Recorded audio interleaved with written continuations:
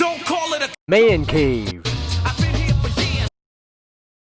Okay, I won't. Call it a man cave. But it definitely isn't a she shed. My she shed's on fire.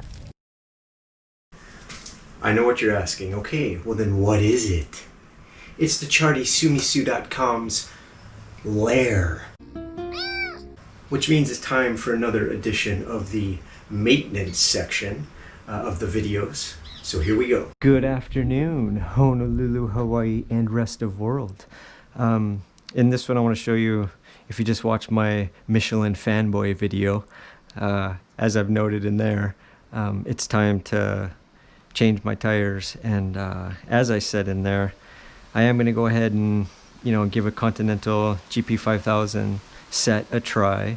But as I note in that video on Michelin tires, I have had nothing but good luck pretty much with all Michelin tires. It's kind of like Shimano products. I've had nothing but good luck with Shimano products aside from their wheels. Other than that, I really haven't had anything break on me Shimano. And Michelin tires are amazing like that, where whether it's the power protections, the Pro 3-4 endurances, even a power comp, I don't think I've ever flatted, but I know I've never flatted a Pro 3 or 4 or a power protection, right? So this one is how I change tires, and I'm pretty much sure it's the only way to do it. And the only reason I'm doing this video is I often see many of you struggling on this, and you can look at it. I'll do a separate flat video next time I have a flat on the, or if I ever have a flat on the road. Maybe with these GP5000s I'll finally have a flat. I don't know, we'll see. But just look at it as a tire changing video. And something cool I'll show you is I have never mounted a GP5000, so I don't know how difficult it's going to be, right? But ease of mounting brand new tires depends on, everything's highly variable, right? It's going to depend on the wheels you're running, the tire you got, right? The compound of that tire you got, right? Whether it's again in Michelin's instance, whether it's the protection compound, the race compound, the endurance compound, these things all matter. And in my experience, a race compound is always harder to mount, not only because the rubber's stickier, but they always just seem to be tighter, right? Smaller on the wheel, and then wheel, what brand of wheel you're running, and then width of wheel, right? It all makes, how easy the tire is going to go on brand new. It changes depending on all those different variables. The cool thing is, though, once they've been on for a while, and if you get a flat on the road, it should be easier to get the tire back on, because they do seem to stretch out a bit over time. So I'm gonna walk you through this A to Z on how I change my tires when it's time for a new set of tires. Yeah. So okay, I did want to give you a close-up view on what I look for when deciding whether or not it's time to change tires, right? Because I have found that if you just go off the tread wear indicator,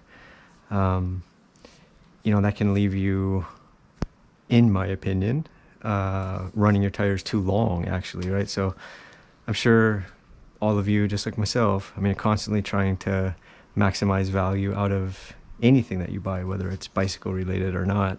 But in my experience, tires are just, especially again here in the state of Hawaii, given the roads that we have, it's just not worth trying to milk every last millimeter of tread out of your tires, right? So let me just show you real quick kind of what I look for, and then I'll compare it. Once I mount a new tire, I'll compare it to what a new tire looks like mounted up.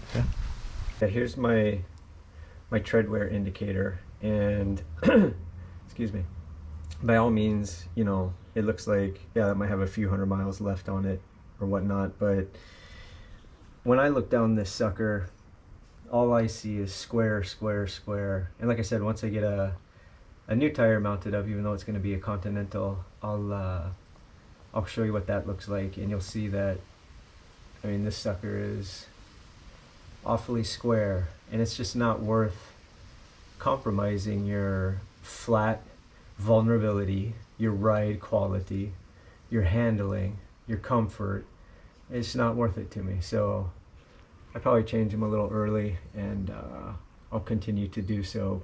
Again, especially here in Hawaii, it's well worth it, in my opinion. First thing, of course, is just let the air out. So.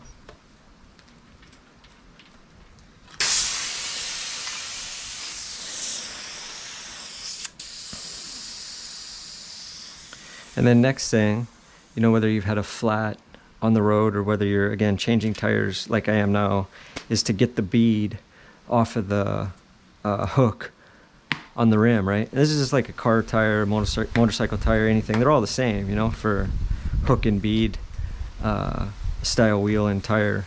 You got to get the bead off the hook on the wheel, yeah. So on a bicycle tire, thankfully it's pretty easy. I changed motorcycle tires too, and that's an entirely different story. And try to make sure all the air is out as best as you can, right? Now here's something cool. You know, when I see folks flat on the road, it seems like nobody understands why these things, tire levers, are designed the way they are. But I'll show you real quick, yeah? And, you know, that's why it's designed the way it is, and that's what the hook is for, right? So that you can get one started and then get the next one going, right? And your goal is to just get to the next spoke, right? Where you're gonna do the same thing, yeah? And then you're gonna take this one out and then just start the process over, yeah? Start the process over until, you know, it feels loose enough that you don't need to do that anymore, which is now, and then you can just start coming all the way around. Right? So give it one of those, and then you know, I just stay away from the valve stem and just pull everything off one time. And of course these tubes are still good, bad tire.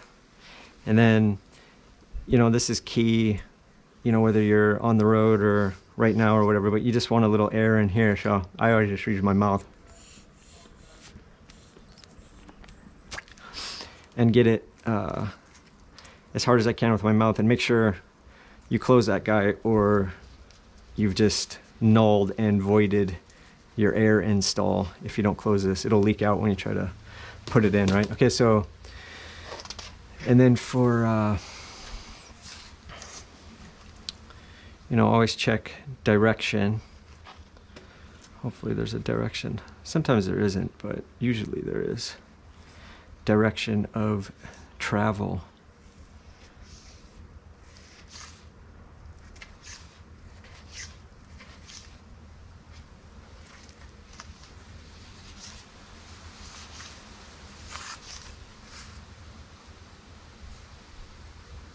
Okay, so here's the direction of travel on this one, right? Rotation that way. And that makes sense to me. Sometimes they don't make sense, right? But this one looks like it makes sense, right? So these little arrow things are gonna be pointing forward, you know? So, you know, just think about it. I know that my cassette is gonna be on this side like this, and the thing's gonna be turning like this. So I'm gonna want the tire to be going with it. And, you know, find your valve stem hole. And I'm sure most of you know, I don't use that one. I guess you could use that one if you want, but it seems too small. So I always use this mark. There'll always be one that's bigger than the other. You know, I guess on this tire there's only one, and it's pretty huge, so that's good. But this one's huger, so I'll use this. Plus it's the words. Another reason, aside from the one I'm gonna tell you about here in a minute, but one reason you do this is so when you take a picture of your bike, seriously, and this is getting pretty bicycle obsessive, which I am, you know, you're supposed to have your valve stems pointing up when you take a picture of you and your bike, right? And when you do that, then the words are up and you can read in the picture, and these will be lined up front and back, and it looks cool. It looks right, you know. But the main reason you do it is so that, for instance, you know, the valve stem is going to be here, you know that, right?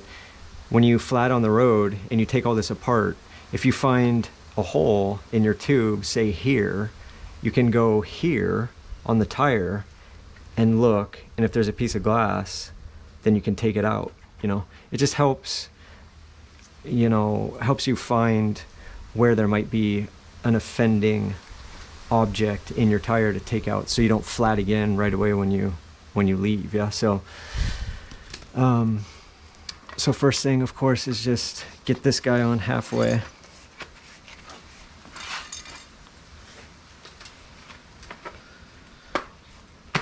Right, you know,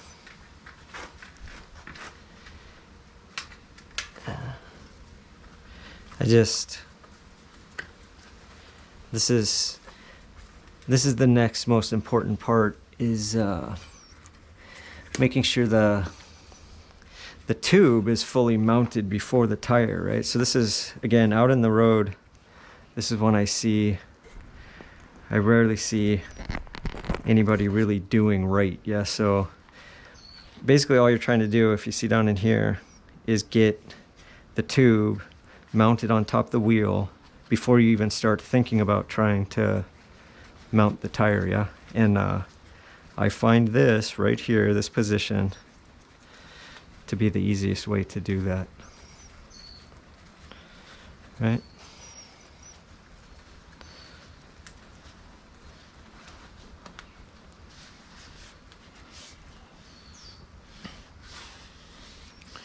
Okay, so now we're ready to start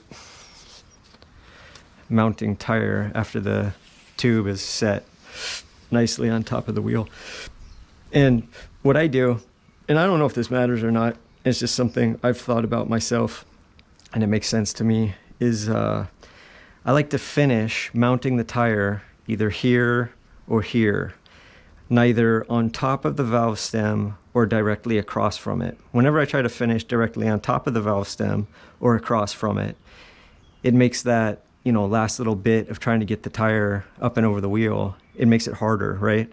So I start either here or here and finish opposite, right? It works for me, so I'm gonna keep doing it. But anyway, here we go. So you just start mounting. And notice I've left the air in for now, but that'll come out in a second here. So I start mounting like this until that just happened. And then I get back into this position. And notice, you know, it's getting hard up here already. So this is when I let out that air. And by leaving the air in, all that did was keep the tube, you know, nice and tight on top of the wheel.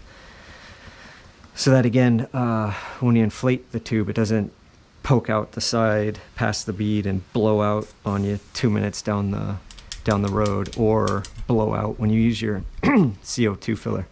Okay, so this one actually, I don't think it would have been that hard to mount. I could have done it without the last little trick I'm going to show you, but I'm going to show you this trick so you can use it on a harder to mount tire.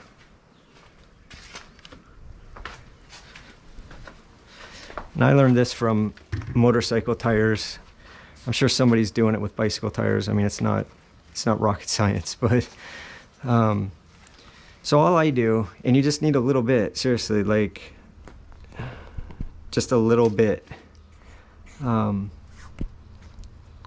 Just use a little bit, and this is just Windex, glass cleaner, whatever, and just get a little bit of that sucker down in there.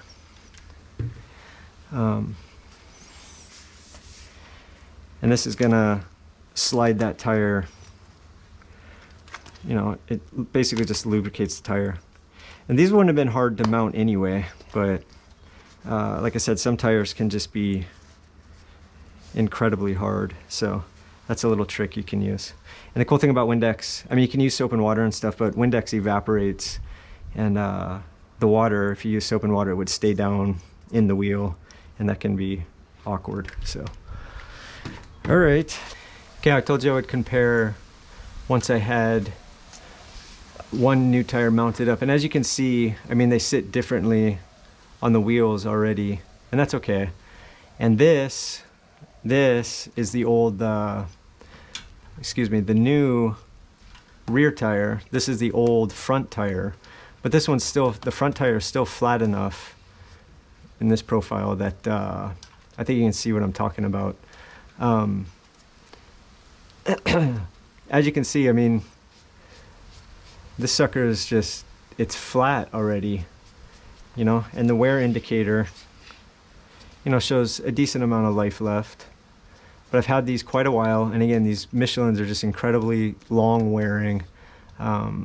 Never flatted once on them, so it's provided me good enough service. I'm gonna go ahead and try out these GP5000s. But like I said, I can already tell I don't think I'm gonna like it. I mean, they're just too hard. I can feel it already, it's too hard. Whereas these suckers, you know, they still just feel nice and grippy to me. But I'm pretty sure, I hope you can see that difference in profile, yeah, how flat across here, yeah, where you can see this brand new one obviously is nice and round, yeah. So you notice this nice roundness, you'll notice it immediately in handling, and then in ride quality, you know, having all that brand new tread, it really helps. So thanks for watching. I hope this helps. There's a number of good tricks in there, so if you watch that video a number of times, I have watched a few tire changing videos, and I've never seen everything all together like that, so I hope it helps. Thanks for watching.